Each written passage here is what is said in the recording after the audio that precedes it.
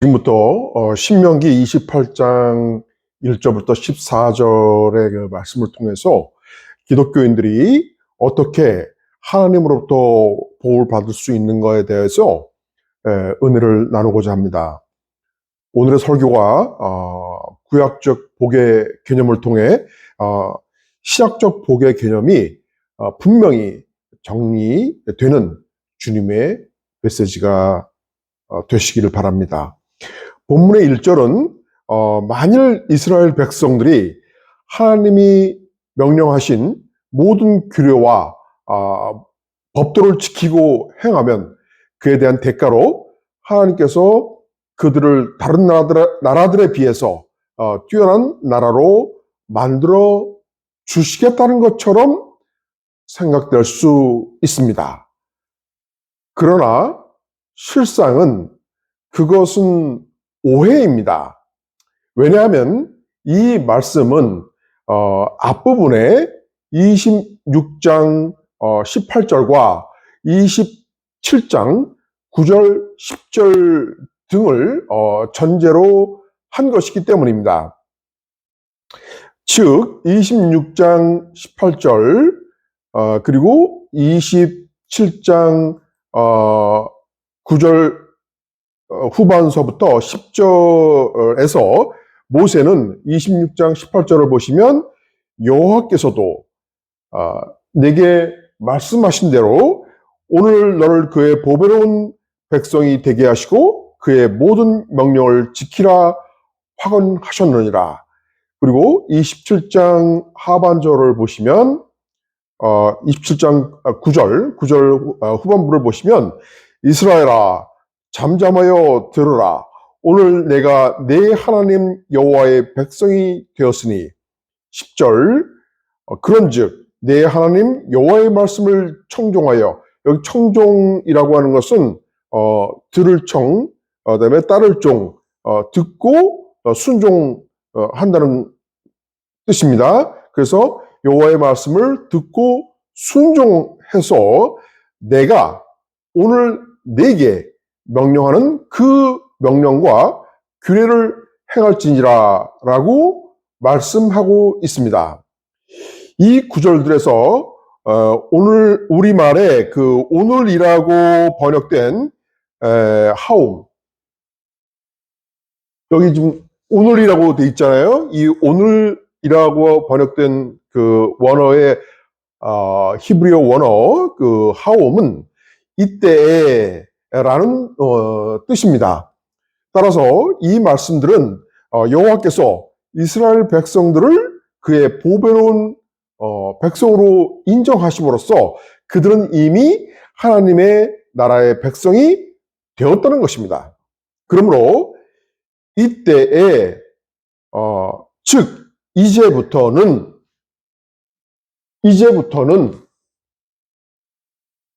그 나라의 왕이시여 통치자이신 하나님의 명령에 순종하라는 뜻인 것입니다.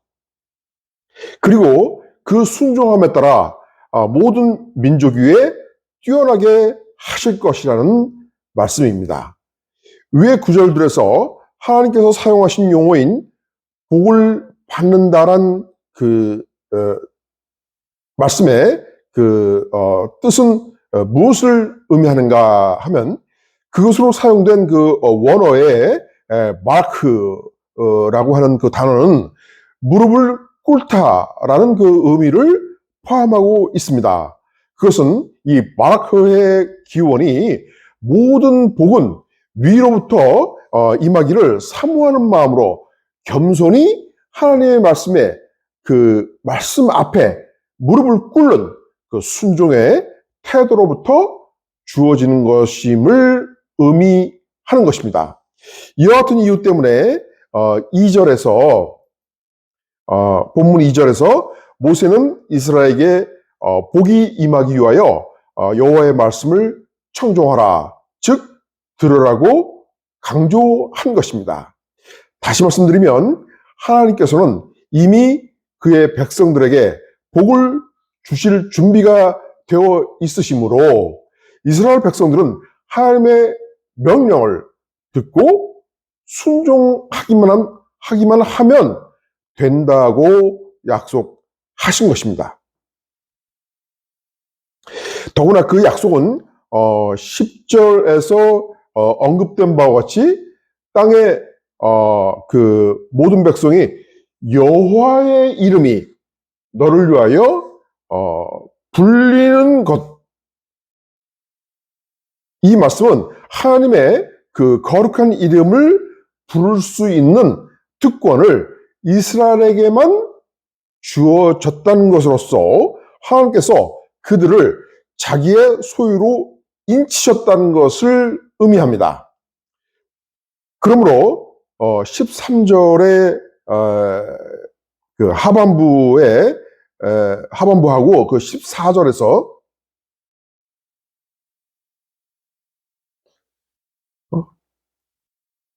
이스라엘은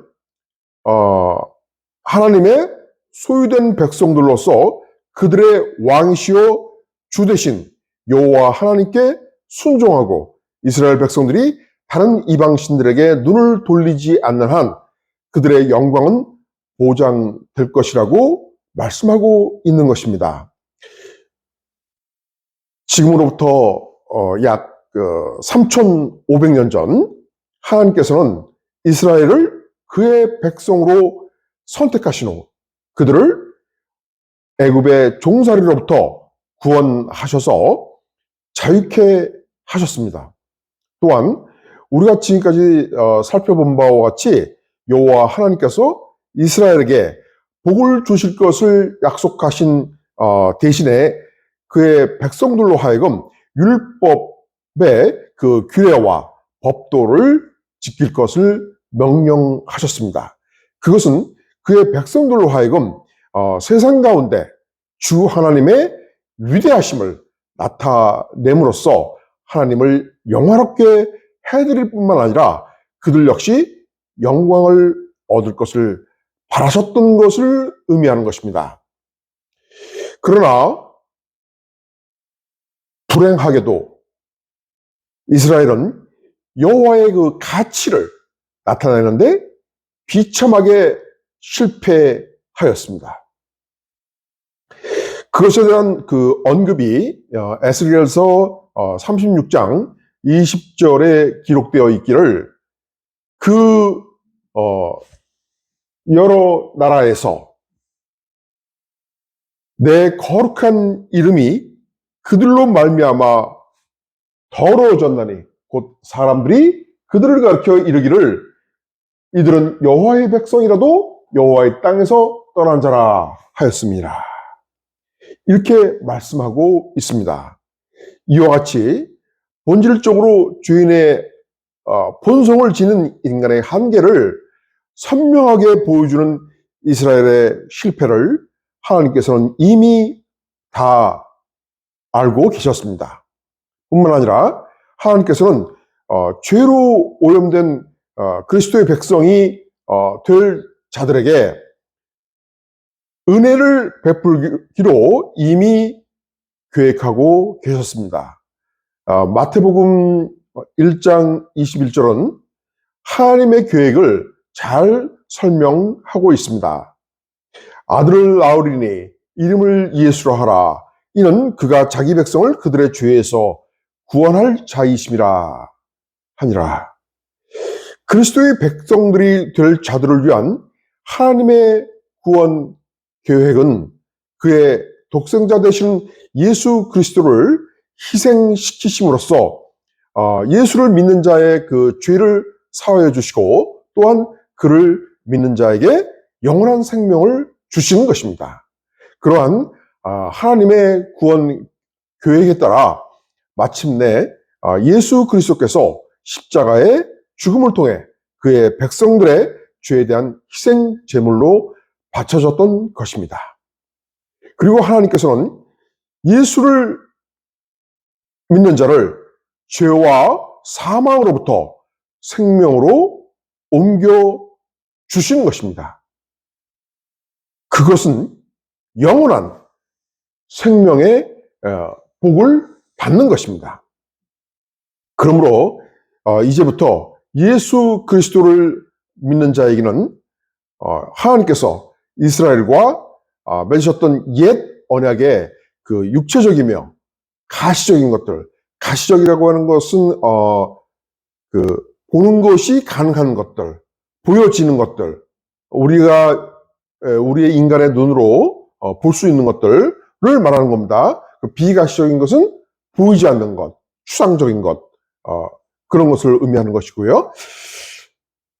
그래서 그 가시적인 것들, 즉 그 풍요로운 그 물질들, 또 여러 명의 자녀들, 그리고 넓은 땅, 많은 가축들 등과 같은 그러한 이 세상에서 누릴 수 있는 복들보다 오히려 그러한 복들 너머에 있는 영원한 복을 주시겠다는 것입니다.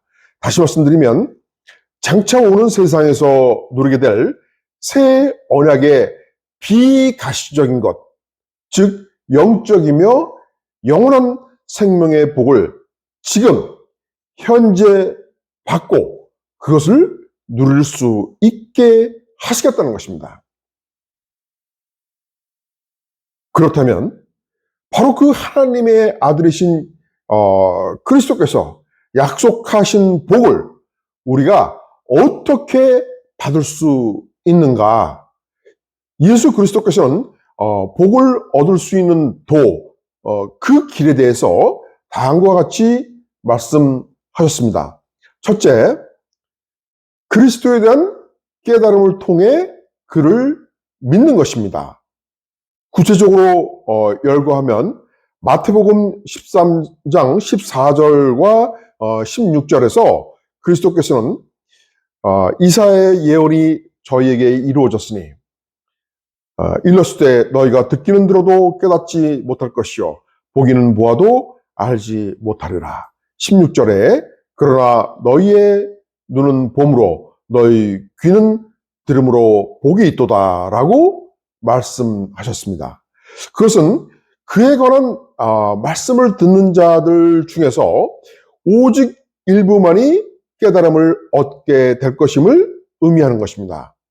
또한 마태복음 16장 15절서부터 17절에서 그리스도께서 그의 제자들에게 너희는 나를 누구느냐라고 그렇게 물으셨을 때 베드로가 준 그리스도시여 살아계신 하나님의 아들이시니다 라고 대답하자 예수께서는 바요나 시모나 내가 복이 있도다.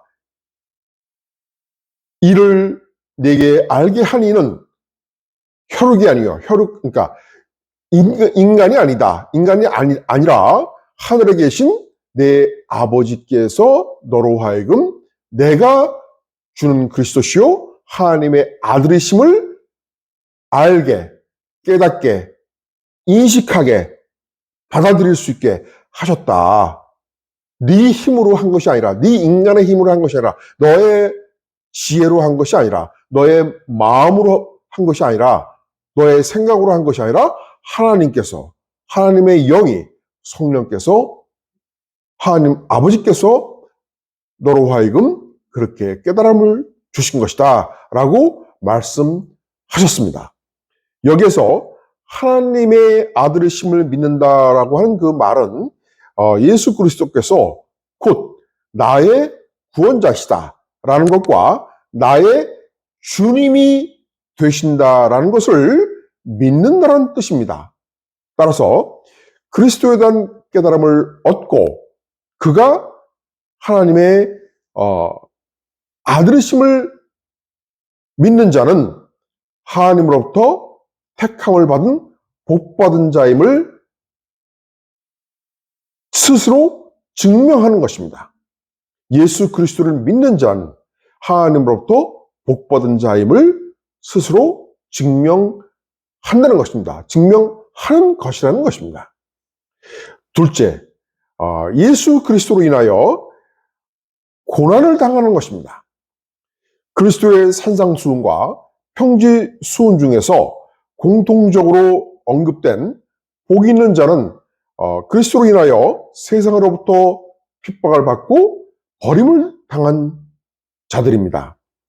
그리스도로 인하여 핍박을 받는 이유는 그리스도의 의, 즉 그리스도의 사랑과 정의를 실천하고자 하는 자는 보편적인 그 인간이 추구하는 이기심과 탐심에 의한 온갖 거짓과 분쟁과 갈등으로 가득 찬 그 세상과 대립하지 않으면 안 됩니다. 누가복음 6장 22절에서 예수께서는 인자로 말미암아 사람들이 너희를 미워하며 멀리하고 욕하고 너희 이름을 악하다 하여 버릴 때에는 너희에게 복이 있도다라고 말씀하고 있습니다. 이 말씀은 그리스도의 의를 추구하는 자는 이 세상이나 세상에 있는 것들을 사랑하지 않기 때문에 각종 이기심, 탐심, 거짓, 위선 등으로부터 자유롭게 된다는 것을 의미합니다.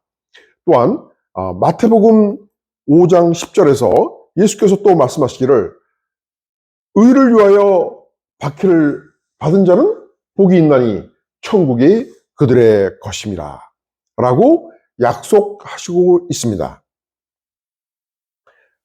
따라서 그리스도의 의를 위하여 세상 사람들로부터 따돌림을 당하고 고난을 당하는 자는 복이 있는 자인 것입니다.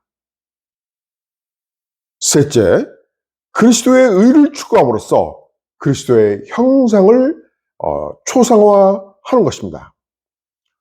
그리스도의 형상을 초상화하는 자는 세상적인 것들에게 관심을 두지 않고 오직 영원한 생명과 하늘의 소망을 두는 삶을 살아가는 자입니다. 요한복음 16장 33절은 이것을 너에게 이름은 너희로 내 안에서 평안을 누리게 하려 함이라. 세상에서는 너희가 환난을 당하나 담대하라. 내가 세상을 이겼노라 라고 말씀합니다. 세상적인 욕심, 인간적인 욕망에서 벗어나 세상을 초월하여 이기신 그리스도께서 그를 믿는 자에게 세상에서는 고난을 당하나 담대할 것을 명령하는 대신에 예수 그리스도 안에서 평안을 누리게 할 것을 약속하신 것입니다. 따라서 만일 예수 그리스도를 믿는 사람이 그리스도에 대한 그 믿음을 통해 담대히 세상을 이기고 평안과 기쁨을 누리는 삶을 살아가고 있다면 그 사람은 이미 이 땅에서 하나님의 나라를 선취, 즉 미리 얻어서 맛보고 있는 것입니다. 그렇다면 이것보다 더 큰 축복이 어디 있겠습니까? 여러분, 지금까지 살펴본 내용들을 정리하면 이렇습니다. 오늘 본문에 신명기 28장 1절서부터 14절에서 주어진 그 복에 관한 옛 언약은 예수 그리스도에 대한 믿음을 통해 영원한 생명을 얻을 뿐만 아니라 현재도 하나님의 나라와 또 하나님 나라의 그 평안과 기쁨을 누리며 살게 될 새 언약의 성도들을 위한 점진적 계시의 예표였던 것입니다. 지금 이 자리에는 그 1.5세 되시는 분들이 계시기 때문에 영어가 좀 더 편하신 분들을 위해서 점진적 계시의 예표 같은 그런 좀 어려운 그 한자어 그 말들이 이야기가 조금 힘들어 하실 수가 있기 때문에 제가 영어로 이렇게 번역을 했습니다. 참고하시면 도움이 되실 것 같습니다.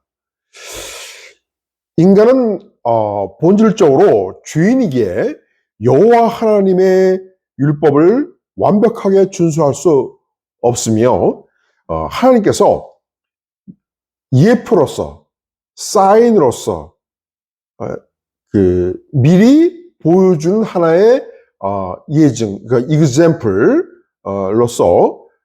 약속하신 복을 충분히 누릴 수도 없었습니다. 더구나 구약에 하나님께서 보여주신 그 그림자와 같은 그러한 그 예표, 타입, 그런 타입, 그 사인, example, 그런 것들을 통해서 보여주시는 그런 복은 그림자로 주어진 것이기 때문에 영원성을 갖지도 못합니다. 그럼에도 불구하고 옛 언약의 선지자들을 통해서 전해진 하나님의 말씀들은 새 언약 시대의 그리스도인들로 하여금 하늘의 소망을 위한 것들이었습니다. 그것에 관해서 사도 바울은 로마서 15장 4절에서 무엇이든지 전에 기록된 바는 우리의 교훈을 위하여 기록된 것이니 우리로 하여금 인내로 또는 성경의 위로로 소망을 가지게 함이니라 라고 강조하고 있습니다. 그것은 하나님께서 옛 언약을 주신 그 신적인 목적은 십자가 사건 이후에 사는 사람들을 가르치고 인도하기 위함이었다고 하는 것을 의미하는 것입니다. 따라서 현재를 살아가고 있는 그리스도인들은 옛 언약을 거울 삼아서 깨달음을 얻되 하나님의 뜻의 본질이며 그 실체가 되는 새 언약에 의해서 주어진 그리스도의 의를 조차 따라서 그리스도의 의를 따라서 고난에 기꺼이 동참해야 합니다. 그렇게 함으로써 하나님의 나라는 먹고 마시는 것이 아니요 오직 성령 안에 있는 의와 평강과 희락이라 기쁨이라 라고 말씀하는 이 사도 바울의 그 말씀에서처럼 성령 안에서 의와 평강과 기쁨을 누리는 복, 즉 지금 바로 이곳에서 하나님 나라 안에 서 있는 복과 은혜를 받게 되는 것입니다. 하나님의 나라가 성령 안에서 누리는 그 의와 평강과 기쁨이기 때문입니다. 다시 말씀드리면 의와 평강과 기쁨을 누리는 것이 하나님의 나라 안에 있는 복인 것입니다.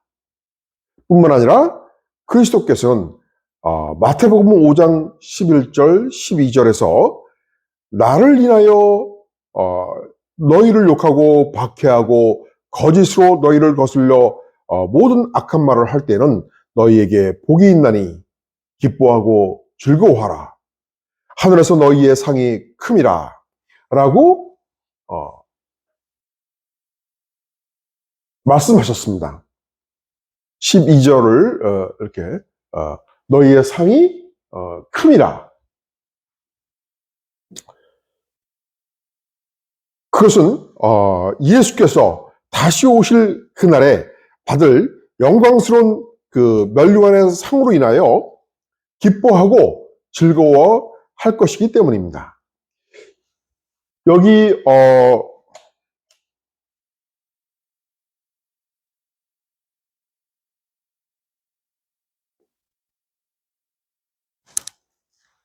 기뻐하고 즐거워하라.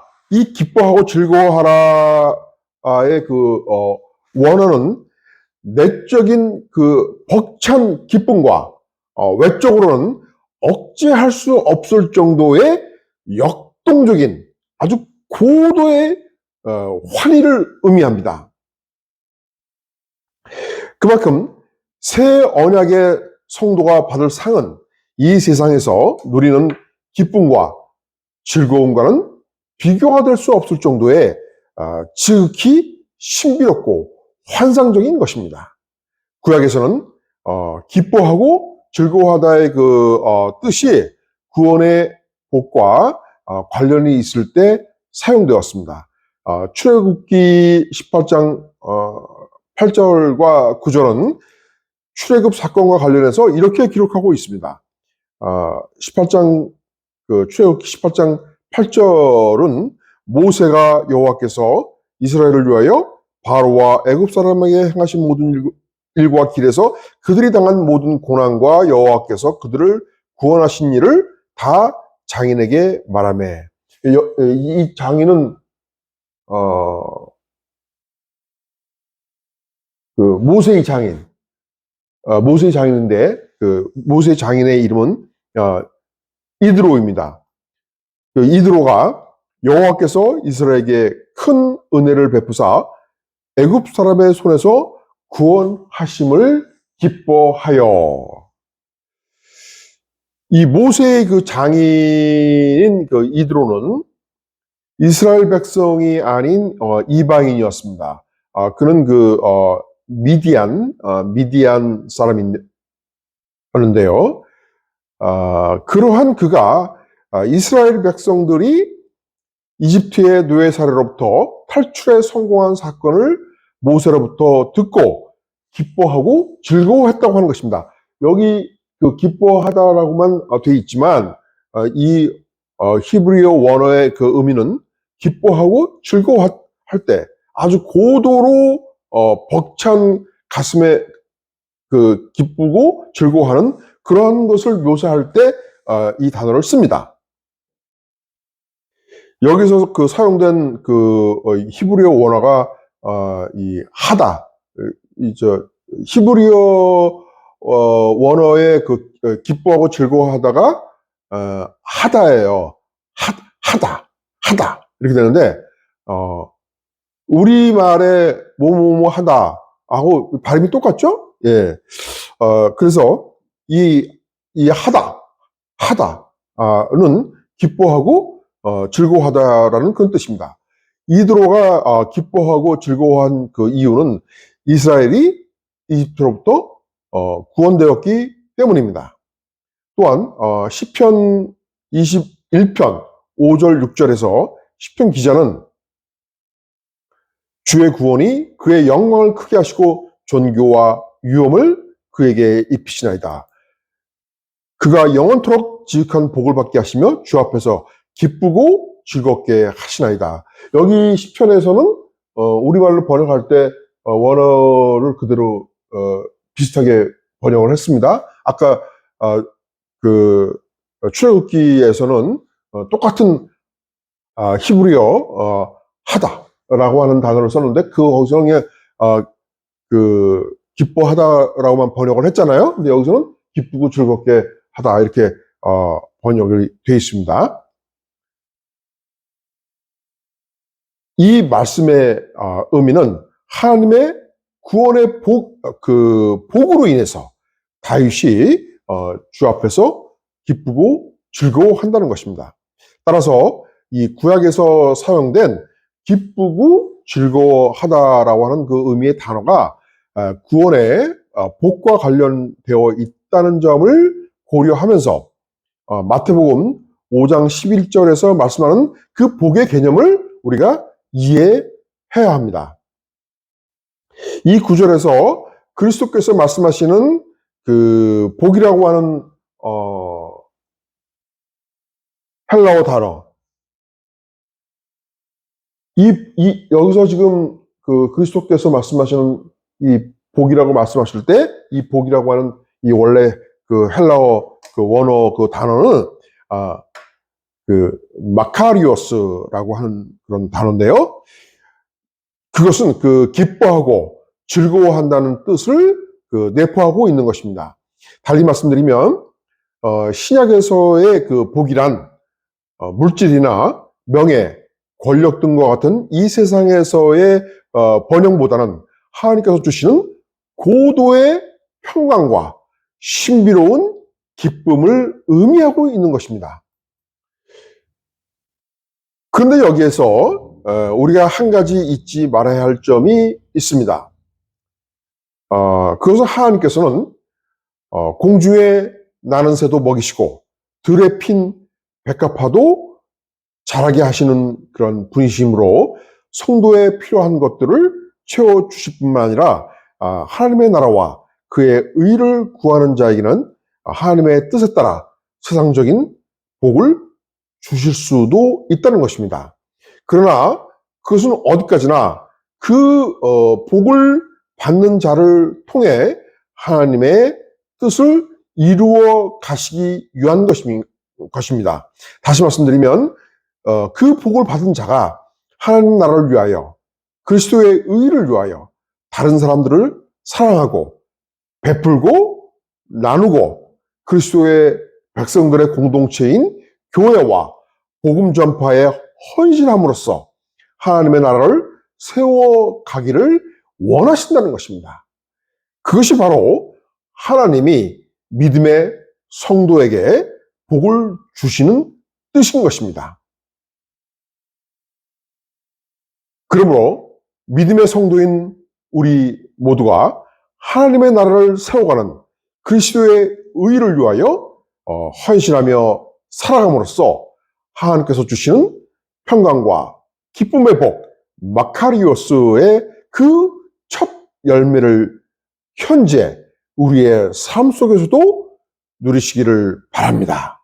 또한 미래에 그리스도께서 다시 오시는 그날에 하나님께 영광을 드리며 영광스러운 부활체로 변하여 그리스도와 함께 영원한 평강과 기쁨의 마카리오스, 그 신비하고 완전한 복을 받게 될 것을 주의 이름으로 축원합니다.